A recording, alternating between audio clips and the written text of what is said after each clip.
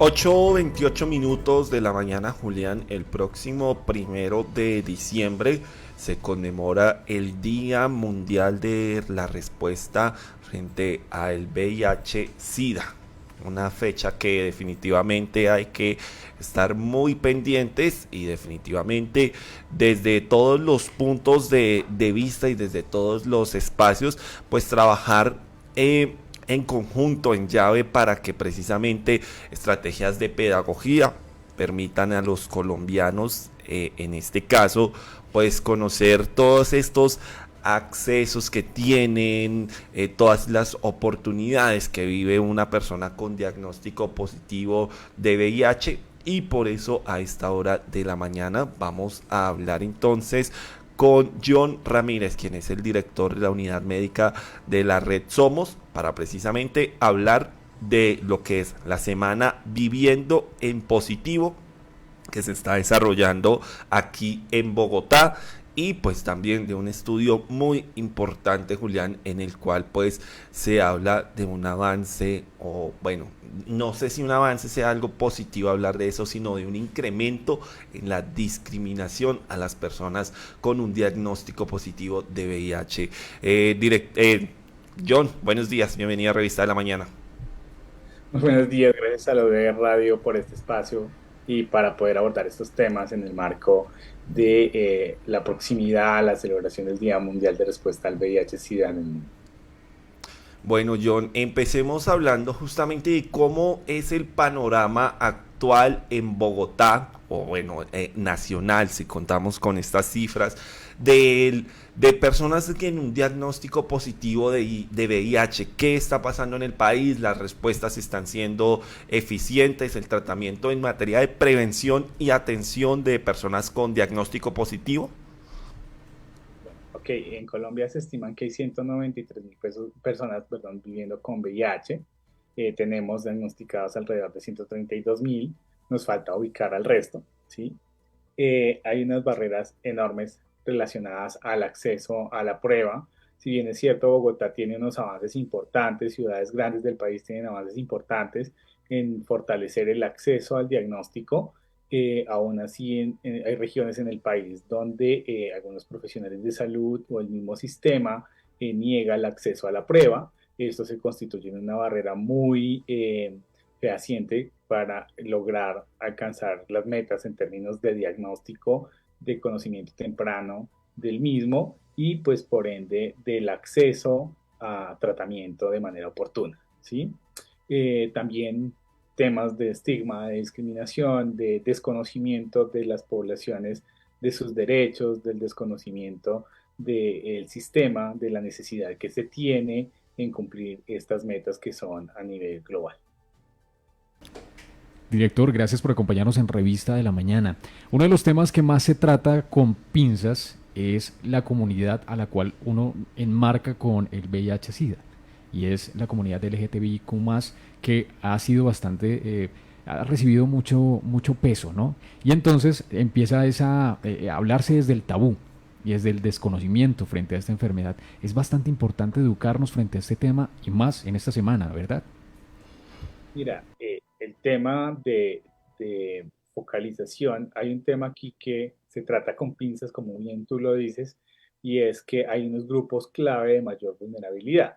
No quiere decir que si somos parte de los sectores sociales LGBTIQ+, pues de una vez tengamos como la etiqueta de que podemos vivir con VIH, pero hay unos niveles de vulnerabilidad y de estigma y discriminación que llevan a que las personas tengan mayor riesgo a adquirir la infección. ¿Mm? Por ejemplo, si en tu familia no puedes llegar con tu novio o novia de la mano o expresar tu identidad de género o tu expresión de género o expresión sexual diversa, pues esto conlleva a que las personas vivan su sexualidad o vivan su orientación sexual o su diversidad en la clandestinidad y por ende el riesgo de adquirir cualquier infección de transmisión sexual puede estar presente, entre ellas el VIH.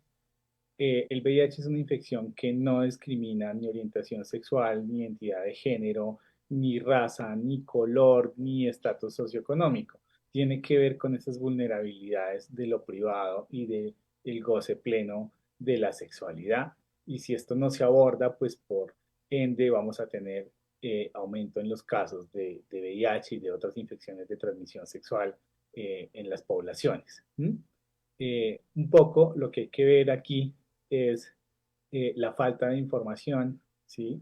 Las cátedras en salud sexual y reproductiva, tanto en los colegios como en las universidades, suele ser medianamente ausente y sesgadas por un tema de educación bajo la moral y bajo, digamos, el tabú y no hablar de manera abierta sobre qué es ser una persona sexualmente diversa o tener una vida sexual con múltiples parejas y tratar de abordar la prevención desde ese enfoque es lo que nos hace falta quizás en el país y es bien importante, digamos, no solamente en la semana distrital de Viviendo en Positivo, hablar de VIH, hablar de las vías de transmisión, educar frente al tema, sino que sea un tema que se empiece a abordar desde colegios, universidades a través de una cátedra que vaya mucho más allá de hablar qué es VIH, son las ITS, sino cuál es el comportamiento de las personas alrededor de su vida sexual y a partir de las realidades hacer intervenciones individuales que permitan que las personas tomen la mejor decisión en términos del cuidado de la salud sexual. Director, y hablando también precisamente de esa brecha generacional que tenemos a la hora de educarnos frente a la sexualidad y romper un poco ese paradigma del tabú, genera también esas preguntas, ¿no? Porque ahora las nuevas generaciones son las que están formando a las anteriores frente a estos temas, porque ahora son más explícitos, un poco más abiertos frente a estas situaciones, y allí se está forjando una nueva academia frente a este tipo de situaciones. Y por supuesto, líderes y activistas sociales que hemos llevado como la bandera en hablar de sexualidad, pues empezamos a abordarlo y pues por ende empieza a generar unos cambios importantes que pues no son el todo en el momento, pero hay unos avances bien interesantes en, por ejemplo, que las abuelas sepan que sus nietos son gays o son bisexuales o son personas transgénero y empiecen a hacer acompañamientos un poco más digamos, basados en los derechos, basados en reconocerles, ¿sí?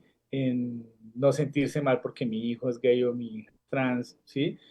Digamos que hay avances importantes y sí, es esta generación la que se ha encargado de empezar a educar frente al tema, de hacer una visibilidad un poco más abierta de la orientación sexual y la identidad de género en el país. Creo que eso es un avance importante.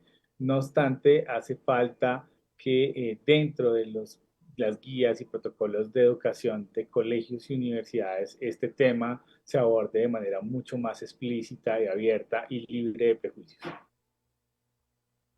Director, hace ya algunos meses Bogotá se adhirió al acuerdo de Sevilla para precisamente potenciar el acceso y la atención de las personas con un diagnóstico positivo de VIH en el sistema de salud. Y desde allí me gustaría preguntarle a la óptica y a la lectura que tiene la red Somos, si si el acceso precisamente del sistema de salud o el acogimiento al sistema de salud a las personas con VIH está funcionando, qué hace falta también para esto y pues en ese mismo sentido preguntarle si de pronto un tema allí como la reforma a la salud, donde precisamente se espera ampliar el tema del acceso y la atención a estas personas que se convierten en una población vulnerable en el país, pues también es suficiente. Bueno, ok, la estrategia Fast Track Series es una estrategia que busca que Bogotá genere una acción acelerada, acelerar la respuesta, ¿sí? En términos de acceso a diagnóstico, tratamiento, fortalecimiento del sistema de salud. Es una estrategia que inicia en Bogotá. Efectivamente, Bogotá tiene unos avances muy importantes desde el año 2011, empezando que sacamos las pruebas del laboratorio y las llevamos a una carpa en la calle para buscar la gente y hacerle la prueba. Esos son avances importantes, ¿sí? No obstante, digamos que en el momento la ciudad tiene una oferta muy buena de tamizaje en VIH, de acceso gratuito a la prueba, que está guiado por la cooperación internacional, ¿sí? En este momento lo que busca la estrategia Fast Track Cities es comprometer a todos los actores, no solamente del sistema de salud, sino también de protección social, de respuesta humanitaria, de educación, de todos los demás actores, por ejemplo, planeación, calidad de vida, que las personas que viven con VIH mejoren su calidad de vida, busca hacer una acción acelerada para que la ciudad logre las metas propuestas por ONUCIDA, que es llegar al 95% de las personas que se estiman viven con VIH en Bogotá, que son alrededor de 32.000, conozcan su diagnóstico, que estas personas que conocen su diagnóstico lleguen a tratamiento en un 95% y que de estas personas que accedieron a tratamiento, un 95% logren carga viral indetectable y que se reduzca hacia el 2030 al 10% de la población pendiente por tamizar y pues ojalá que lográramos el 100, pero digamos que es una acción acelerada que busca que todos estos actores políticos, es una declaración política, que vengan y miren qué es lo que falta por engranar en la respuesta del VIH. También reconoce a las comunidades como actores importantes en la respuesta al VIH en la ciudad y busca potenciar que estos actores sociales como organizaciones similares a Red Somos, Liga SIDA, Fundación EUDES y todas las demás que prestan servicios comunitarios para el acceso al diagnóstico sean reconocidas en el marco del sistema distrital de salud y se dé continuidad a la respuesta. Eso es un reto enorme porque en la actualidad alrededor del 95% de las acciones en VIH en la ciudad vienen siendo cubiertas con recursos del Fondo Mundial de Respuesta al VIH. Y este fondo se va en el 2028 del país, porque ya Colombia no es un país elegible. Entonces, lo que se busca también con esta estrategia Fast Track es que el distrito empiece a absorber los costos de sostener una respuesta como la que se tiene actualmente en la ciudad.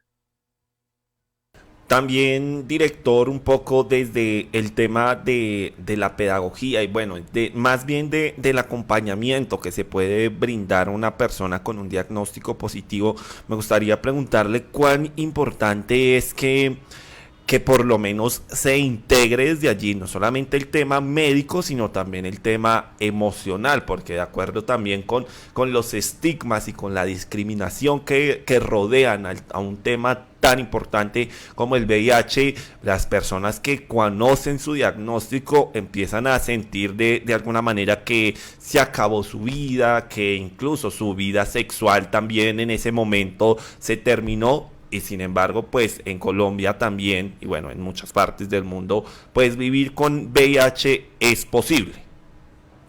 Sí, de acuerdo. Vivir con VIH es posible. Lo primero que tenemos que resaltar de esto que tú me estás preguntando. ¿Sí? Yo quisiera volver un poquito a la pregunta anterior y ya te doy respuesta a esta. Me hablabas un poco frente al tema de la reforma a la salud.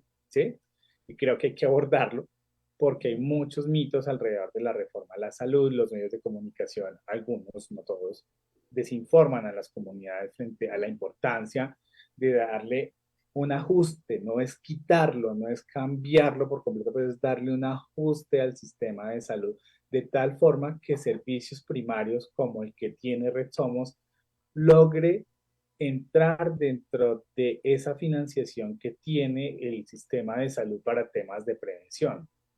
En el contexto de la atención al VIH es favorable que los pagos se hagan directos. En este momento Colombia no cuenta con un programa nacional de respuesta al VIH, cuenta con una política nacional que le da potestad a las aseguradoras de crear sus programas de manera fraccionada. Un ejemplo, la EPSA, que funciona en Barranquilla, tiene su programa en Barranquilla contratado con un tercero y a las personas las dirigen allá. Si la persona se queda sin aseguramiento, se queda sin tratamiento. Lo que se busca con la reforma a la salud es que estas enfermedades crónicas de alto costo sigan siendo atendidas por estos programas, pero sigan con la financiación directa desde la cuenta centralizada del sistema de salud que la maneja la ADES. ¿Sí?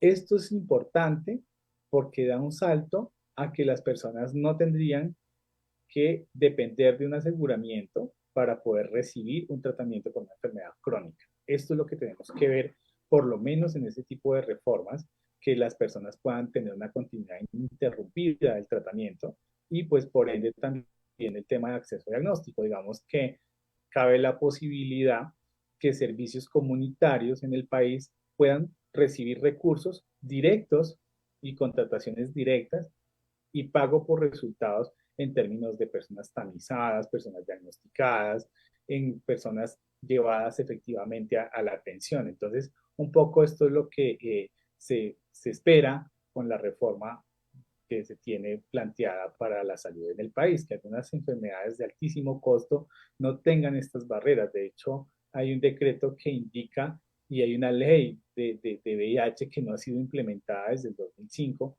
donde nos dicen, oiga, la atención en salud para las personas viviendo con VIH es una responsabilidad del Estado y está cubierta por el sistema de salud y debe ser de acceso universal. Pero esta ley nunca se ha reglamentado, no se ha navegado para que funcione. Lo que se busca con la reforma a la salud es que realmente se dé una respuesta desde el fondo y dar, digamos, cumplimiento a diferentes sentencias de la Corte que dicen que las personas que viven con VIH en el país son sujetos de especial protección y garantizar el goce efectivo y el acceso efectivo a tratamiento, a diagnóstico y continuidad en el mismo.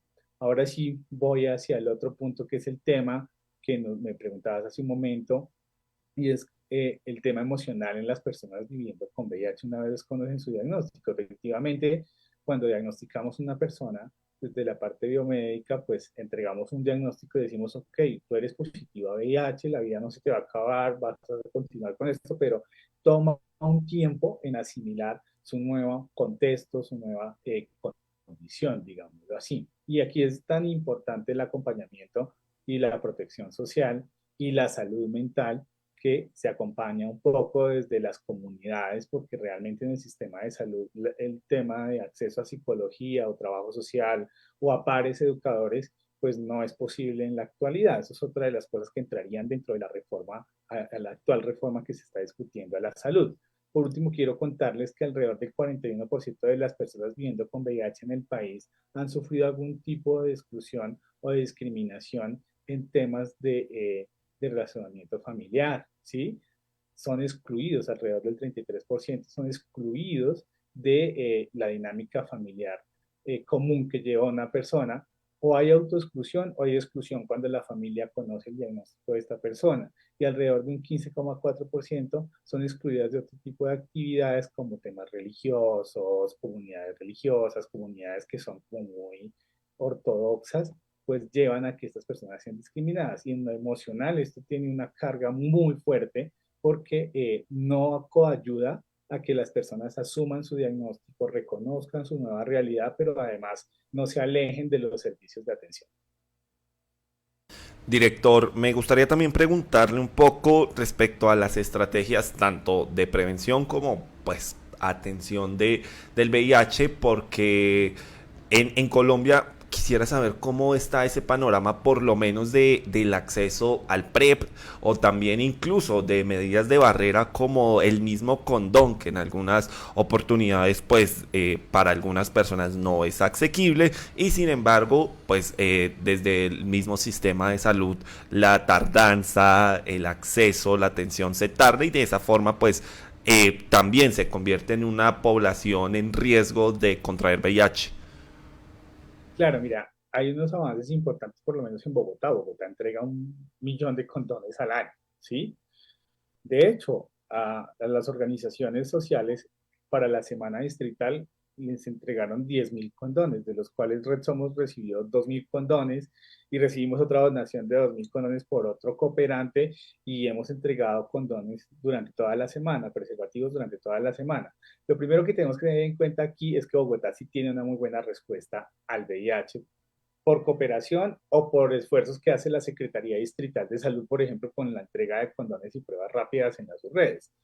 Algo bien importante es el tema, por ejemplo, aquí de acceso en el marco del sistema de salud. ¿Sí? La Política Nacional de Sexualidad, Derechos Sexuales y Derechos Reproductivos indica que toda persona que solicite un mecanismo de prevención en el marco de su consulta médico general o de enfermería o de salud familiar, se le deben entregar 9 condones y un folleto educativo con información de uso de condón, con información de las ITS, con rutas de atención, con todo este tipo de oferta de servicios que las personas deberían tener acceso en el marco del sistema de salud. ¿Qué es lo que sucede? Que esta plática no se invierte en ese tipo de cosas. Y quienes piden preservativos son muy pocas personas, principalmente mujeres que van a la consulta de salud sexual o ginecológica. Los hombres no tenemos la cultura de ir al sistema de salud porque nos da pena ir a pedir preservativos, ¿sí? O pedirlos en la consulta con el médico. Entonces, aquí hay un tema que es tanto del sistema como también de la educación de los usuarios del sistema. Otra de las preguntas que tú me hacías es el acceso al PREP. Colombia tiene una meta para el cuatrenio y es que 18.000 personas con riesgo sustancial estén en PREP al 2026. ¿Listo? Y esto no es una meta del gobierno Gustavo Petro, es una meta acordada con UNCIDA, acordada con el Fondo Mundial y asumida por el Ministerio de Salud. Por ende, algunas EPS ya vienen haciendo entrega del PREP, pero hay barreras de acceso. El PrEP es un medicamento que previene el VIH, es un medicamento que debe ser catalogado en la línea de prevención, que debe ser entregado en la consulta externa, no debería de irse a un programa especializado. En la actualidad se va a un programa especializado y ponen un montón de mística alrededor de la entrega del PrEP, ¿sí? Como por ejemplo, voy a pedir la PrEP en mi EPS y me pasan con psicología, me pasan con trabajo social, me pasan con el infectólogo, me pasan con 10 profesionales diferentes y las personas terminan desistiendo de acceder a este tipo de estrategias, pues por las vueltas que tienen que dar, los trámites administrativos que tienen que surtir, y pues realmente las guías internacionales nos dicen que para iniciar una persona en PrEP necesitamos 3 cosas. La primera, que se evidencie riesgo sustancial. La segunda, que tengamos una prueba de VIH negativa. Y la tercera, que se haga una buena anamnesis de antecedentes de la persona y que no pongamos en riesgo la salud de quien necesita acceder a PrEP, ¿sí? No es una barrera, no debe constituirse una barrera el tema que tenga que ir a una consulta especializada, con el experto, no. El médico general, incluso en países como Ruanda, en África, ¿sí? Los profesionales de enfermería inician la PrEP y la posexposición en los pacientes o las personas que lo requieran. Allá queremos llegar en Colombia y estamos incidiendo en eso en unas discusiones de mesas técnicas con el Ministerio de Salud para que viabilice más el tema de acceso a PrEP. ¿Está incluido en el plan de beneficios? Sí, pero hay barreras para el acceso a esta estrategia biomédica que es 99.9% efectiva para prevenir la infección con VIH. ¿Listo? John, muchísimas gracias por acompañarnos estos minutos aquí en Revista de la Mañana. Muy importante este escenario, pues también el contarles a todos nuestros oyentes entonces de la semana distrital de Viviendo en Positivo, que bueno, ya adelantó varias actividades. El pasado domingo tuvimos entonces la ciclovida allí desde el Parque Nacional. Sin embargo, se adelantan más acciones de pedagogía para que pues las personas entiendan, conozcan más sobre el VIH, también las pruebas rápidas, las estrategias nacionales y distritales que se dan también en el marco en la eliminación de la discriminación a las personas con diagnóstico positivo. Una agenda muy completa para esta semana distrital de Viviendo en Positivo. John, muchísimas gracias por acompañarnos aquí en Revista de la Mañana. Muchas gracias a la UDE por este espacio. Chévere el compromiso de educar y de informar a sus oyentes.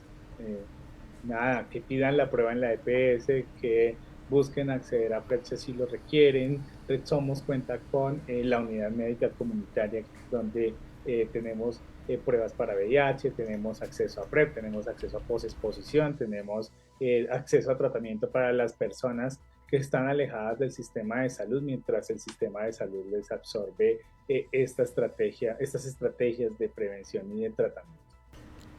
Ahí está todo el escenario. Ya son las 8 de la mañana, 53 minutos. Seguimos al aire en Revista de la Mañana.